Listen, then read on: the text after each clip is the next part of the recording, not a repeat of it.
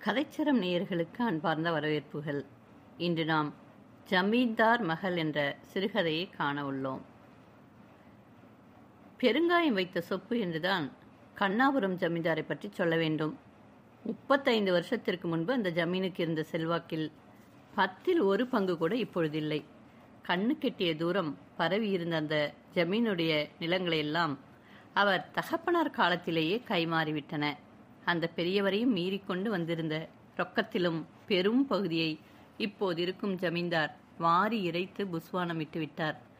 ஜமீன்தாரிடம் பாக்கி இருந்தது பரம்பரையாக வந்த விரைப்பு, அதிரூபவதியான அவர் மகள் தேவகியும் தான்.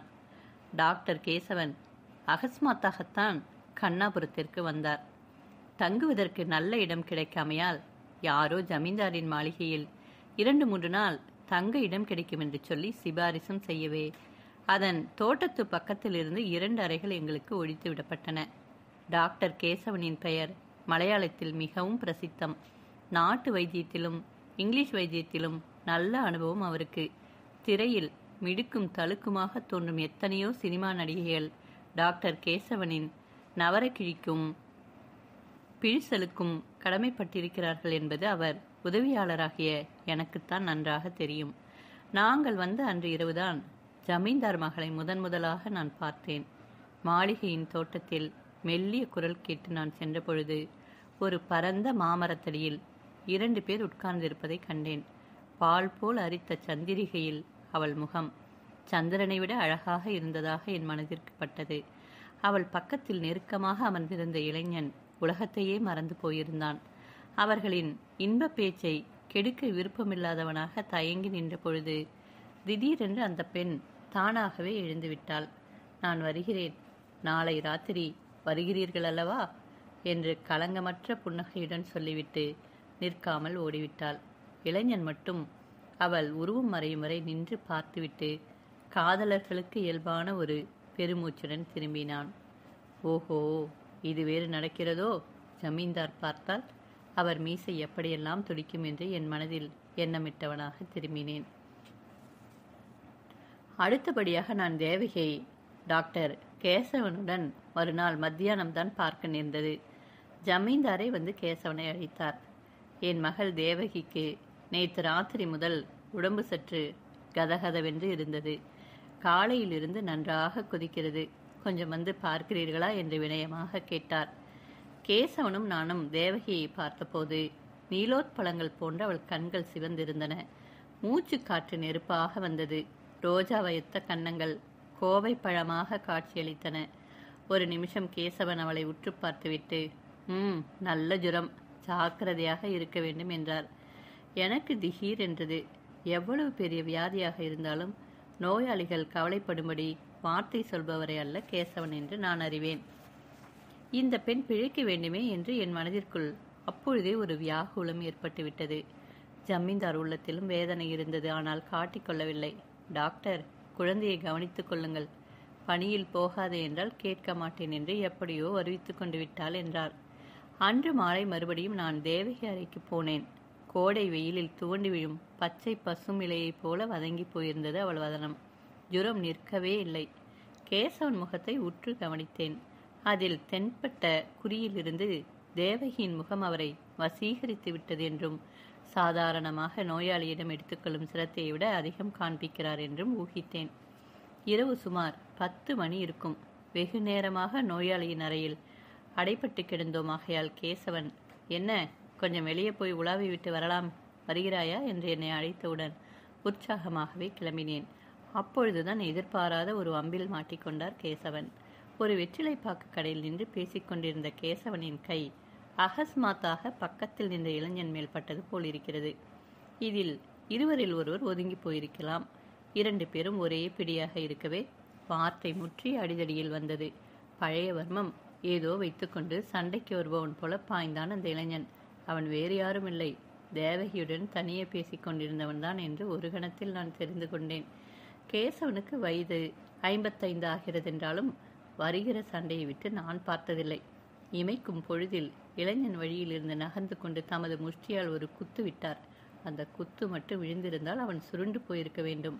அவன் சட்டென்று ஒதுங்கிக் கொண்டு பதிலுக்கு கேசவன் மீது ஒரு குத்து விட்டான். அது அவருடைய கழுத்தில் பட்டு அவரை ஒரு கணம் மலைக்க வைத்து விட்டது. இப்பொழுது இருவருக்கும் இடையே பலமான சண்டையே ஆரம்பித்து விட்டது. தொம் தொம் என்று குத்து விழும் சப்தம் கேட்டது. ஒரு சிறு கூட்டம் கூடிவிட்டது. புகுந்து விலகுவது எப்படி என்று நான் திகைத்திருக்கும் பொழுதே கூட்டத்தை விலக்கிக் கொண்டு ஒரு போலீஸ்காரன் தோன்றினான். அவன் பின்னால் இன்னொருவனும் வந்துவிட்டான். யாரோ ஓடிப்போய் அவர்களை இட்டு வந்திருக்க வேண்டும். ஒரே நிமிஷத்தில் இருவருக்கும் இடையில் புகுந்து பிரித்து விட்டார்கள். அந்த இளைஞன் ஒரு போலீஸ்காரனின் பிடியில் திமிரிக்கொண்டே, ஓய், இவர்கள் வந்தார்களோ நீர் பிழைத்தீரோ, உமக்கு சுக்கரதசைதான், போம் என்றான் உதடுகள் துடிக்க. யோசிக்காத தம்பி, நாளைக்கு காலையில் சொல்லி அனுப்புறவா, மறுபடியும் பார்த்துடலாம் என்றார் கேசவன் ஆபேசத்துடன்.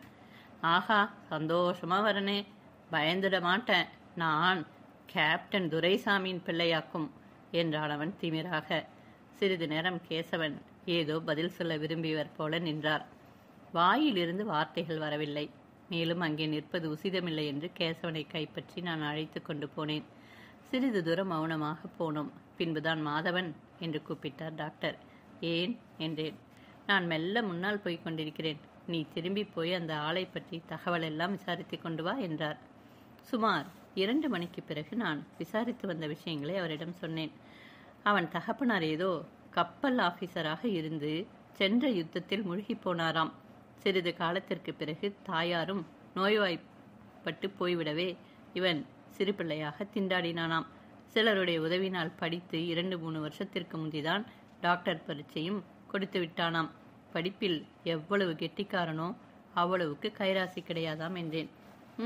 அப்புறம் இவன் சாதாரண வயிற்று வலிக்கு வைத்தியம் செய்தால் அது அப்பண்டிசைட்டிஸாக மாறிவிடுகிறதாம். சின்ன ஜுரம் என்று பார்த்தால் அது டைஃபாய்டு, டபுள் நிமோனியா ஆகிவிடுமாம். இப்படி 4 இடத்தில் ஆன பிறகு டாக்டர் சந்திரன் என்ற பெயர் சொன்னாலே இந்த பக்கத்தில் பயப்படுகிறார்களாம் என்றேன். இதை கேட்டு கேசவன் திருப்திப்பட்டு கொள்வார் என்று நான் எதிர்பார்த்தேன். ஆனால் அதற்கு முற்றும் மாறாக அவர் நெற்றியில் சுருக்கம் தென்பட்டது. ஆழ்ந்த யோசனை செய்வதாக தோன்றியது. அதற்கு பிறகு நான் தோட்டத்தில் கண்ட சந்திப்பையும் தேவகியின் நட்பையும் பற்றி அவரிடம் சொன்னேன். விஷயத்தை அவர் காதில் வாங்கிக் கொள்வதாகவே தெரியவில்லை. அன்றிரவு பூராவும் தேவகிக்கு ஜுரம் நிற்கவே இல்லை. ஏன், காலையிலும் அதே போல் இருந்தது. கேசவன் அறையை விட்டு கிளம்பாமலே இருந்தார். இப்படி விடாமல் ஜுரமடித்தால் என்ன விபரீதம் நேருமோ என்று என் கவலைக்கேற்றாற் போல சாயந்தரத்திலிருந்து தேவகி பிதற்றவும் தொடங்கிவிட்டாள். ஜமீன்தாரின் மீசையில் இருந்தவர் எவ்வளவு கொந்தளிப்பு அடைந்திருக்கிறார் என்று ஊகித்தேன். டாக்டர் எப்படி இருக்கிறது என்றார் வேதனையுடன். இன்று ராத்திரி போனால்தான் சொல்ல முடியும் என்றார் கேசவன். ஜமீன்தாருக்கு சொரேர் என்று போயிருக்க வேண்டும். புழுவைப் போல துடித்தார். குழந்தைக்கு உயிர் கொடுக்க வேண்டியது உங்கள் பொறுப்பு, உங்களிடம் ஒப்புவித்து விட்டேன் என்று ஏதோ கெஞ்சினார். கேசவன் யோசனையில் இருந்தார். பிடி கொடுத்து பதில் சொல்லவும் இல்லை, நிமிர்ந்து பார்க்கவும் இல்லை. ஜமீன்தார் போனதுமே என்னை சைகை செய்து, போ, சீக்கிரம் அந்த டாக்டர் சந்திரனை கூட்டிக் கொண்டு ஓடிவா என்றார். இப்பொழுதா? சண்டைக்கா? பேசாதே, போ என்றால் போ, சொன்னபடி கேள் என்று அதட்டினார் டாக்டர். நான் வேலைக்காரன் தானே, ஓடினேன். பித்துக்குழி போல ஆற்றங்கரையில் திரிந்து கொண்டிருந்த அந்த இளைஞனை இட்டு வந்தேன். திமிராகத்தான் வந்தான் அவன். கேசவனை போய் நாங்கள் அடைந்த பொழுது நான் நினைத்ததற்கு முற்றிலும் மாறாக அவர் சாந்தமாக பேசினார். சந்திரன், உன்னுடன் சண்டை போட இப்ப நான் அழைக்கவில்லை என்றார். இளைஞன் இதை எதிர்பாராதவன் போல கண்களை அகல விரித்தான். ஆமாம், சண்டை கிடையாது. இப்போ இங்கே தேவகி நிலைமை அபாயமாக இருக்கிறது. எனக்கும் திடீரென்று மலேரியா வந்துவிட்டது. அதனால் அவளை இப்பொழுது நீதான் கவனித்துக் கொள்ள வேண்டும் என்றார் கேசவன். என்று கேட்டான் இளைஞன் தன் காதுகளை நம்பாமல். உன்னைத்தான் சொல்கிறேன், அவள் மிக ஆபத்தான நிலைமையில் இருக்கிறாள். இன்று ராத்திரி தான் இவள் பிழைப்பாளா அல்லது போய்விடுவாளா என்று நிச்சயமாக்க வேண்டியது சமயம். அவளை பாதுகாக்க வேண்டிய பொறுப்பை உன்னிடம் நான் ஒப்புவிக்கிறேன் என்றார். எனக்கு விஷயம் மெல்ல புரிய தொடங்கியது. ஏற்கனவே அபாக்கியாதி பெற்றிருக்கிறான். இவன் இப்பொழுது ஜமீன்தார் பெண்ணுக்கு ஏதாவது நேர்ந்துவிட்டால் கேட்கவே வேண்டாம், ஊரை விட்டு விரட்டி விடுவார்கள். இந்த விதமாக இவன் மீது பழிக்கு பழி வாங்க முயற்சிக்கிறார் கேசவன் என்பது எனக்கு பளிச்சென்று தோன்றியது. இளைஞன் ஒரே நிமிஷம் சிந்தனை செய்தான். நான் ஒப்புக்கொள்கிறேன் டாக்டர், ஆனால் என் கைராசியை பற்றி நீங்கள் கேள்விப்பட்டிருக்கிறீர்களோ என்றான். எல்லாம் தெரியும், அது கிடக்கட்டும், மேலே போய் வேலையை பார். நான் வேலையை பார்க்கிறேன், ஆனால் இந்த ஜமீன்தாரும் அவர் பரிவாரங்களும் வேலையை பார்க்க விடுவார்களா? அவர்கள் பெண் இப்போதே போய்விட்டதாக கூச்சல் போடுவார்களே. அவர்களை திருப்தி செய்வது என் கவலை என்றார் கேசவன். எவ்வளவு பெரிய காரியத்தை எளிதாக செய்வதாக கேசவன் ஒப்புக்கொண்டார் என்பதை அப்புறம்தான் அவர் கூட உணர்ந்திருக்க வேண்டும். வேலைக்காரர்கள் உட்பட அவ்வளவு பேரும் எதிர்த்தார்கள். கேசவன் பிடிவாதமாக இருந்தார். இன்றைக்கு வைத்தியம் செய்ய என்னால் முடியாது. எனக்கு மலேரியா வந்துவிட்டது. யாராவது திறமையுள்ள வைத்தியர் கவனித்தால்தான் தேவகி பிழைப்பாள். அதுவும் இன்று ராத்திரி மிகவும் அபாயகரமானது. யாரும் கவனிக்காமல் செத்துப்போவதை இவன் பார்த்துத்தான் செத்து போகட்டுமே. ஒரு கால் பிழைத்து கொண்டாலும் பிழைத்து கொள்ளட்டுமே என்றார். தமது மகள் போய்விட்டதாகவே ஜமீன்தார் கதறிவிட்டார். ஆனால் சுற்று வட்டாரத்தில் வேறு டாக்டர் இல்லாமையால் வேறு வழியின்றி கேசவன் வார்த்தைக்கு இணங்க வேண்டி வந்தது. அன்றிரவு 3 மணி வரை எனக்கு தூக்கம் வரவில்லை. எந்த நிமிஷமும் தேவகியின் அறையில் அழுகை குரல் கிளம்பும் என்று எதிர்பார்த்தேன். மறுநாள் விடியற்காலை டாக்டர் சந்திரன் முகத்தை பார்த்த பொழுது அவன் ஒரு கணம் கூட கண்ணயரவில்லை என்று கண்டேன். தேவகிக்கு ஆபத்து அதிகமாகிவிடவில்லை. எனினும் நிலைமை இன்னும் அபாயகரமானதாகவே இருந்ததென்று கேசவன் சொன்னார். மறுநாள் பகல் பூராவும் சந்திரன் தேவகியின் படுக்கையடியிலேயே உட்கார்ந்து கவனித்துக் கொண்டிருந்தான். அவன் முகத்தை பார்க்க பார்க்க பரிதாபமாக இருந்தது. தேவகிக்கு ஏதேனும் நேர்ந்தால் சந்திரன் என்ன செய்து கொண்டு விடுவானோ என்று அஞ்சிக் கொண்டிருந்தேன். 5வது தினம்தான் தேவகிக்கு அபாயம் நீங்கியது. தேவகிக்கு ஜுரம் பூராவும் குணமாகியும் மிகவும் பலவீனமாக இருந்தாள். டாக்டர் கேசவன் சந்திரன் முதுகில் தட்டி கொடுத்து உற்சாகப்படுத்தினார்.